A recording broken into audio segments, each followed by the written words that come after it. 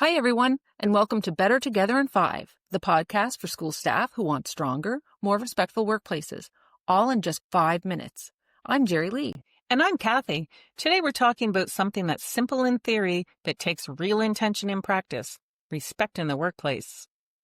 I remember being in a team meeting, new to my position, where I was hesitant to share an idea. But when I finally spoke up, a colleague leaned in and said, "Tell me more about that." She didn't just hear me, she made space for what I had to say.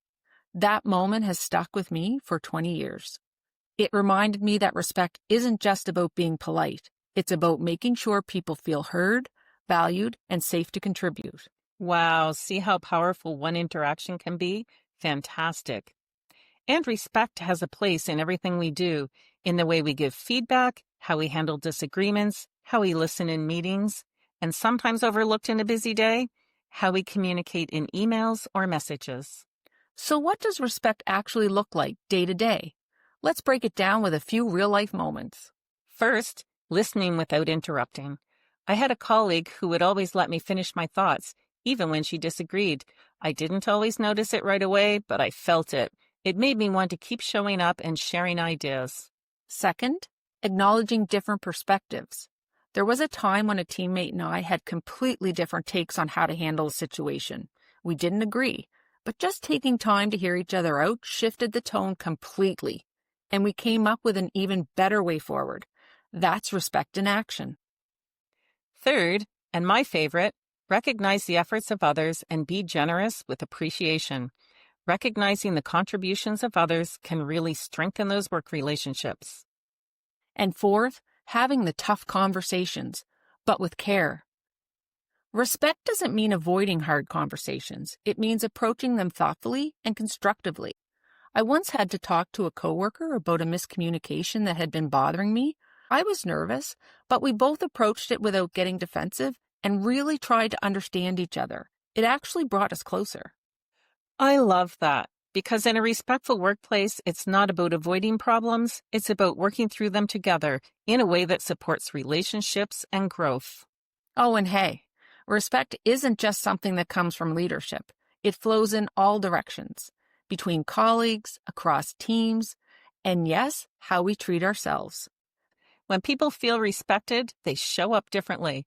They're more creative, more collaborative, and more likely to stay in it for the long haul. So let's end with this. What's one small thing we each plan to do this week to build more respect into our daily routines? Well, for me, again, my favorite, I'm going to reach out to someone to acknowledge their effort. Just a short note to say, I noticed and I appreciate it. You know, I've seen you do that before, and you left them beaming. Very impactful. I'm going to be more intentional in meetings. I'm going to stay present, listen fully, and not multitask. I know that's not easy for you. It's not. I really have to work at it. But you're not alone. And while these are small actions, they really add up. Thanks for spending a few minutes with us today on Better Together in 5. If you found this helpful, please share with your teams. Yes, please do. Respect is one of those things that grows stronger when more people are intentional about it. And sometimes all it takes is a quick conversation or a shared podcast to get people thinking. Exactly. When we all start naming it, noticing it, and practicing it together, it becomes part of the culture. That's how real change happens. Not overnight, but one respectful interaction at a time. We'll be back next time with more stories and strategies for building strong, respectful school communities. Until then, take care and keep showing up as someone who helps create a workplace where everyone feels valued and respected. For more resources related to today's and all of our Better Together in 5 podcasts, please visit our Employee Relations podcast page in the Human Resources section on SharePoint.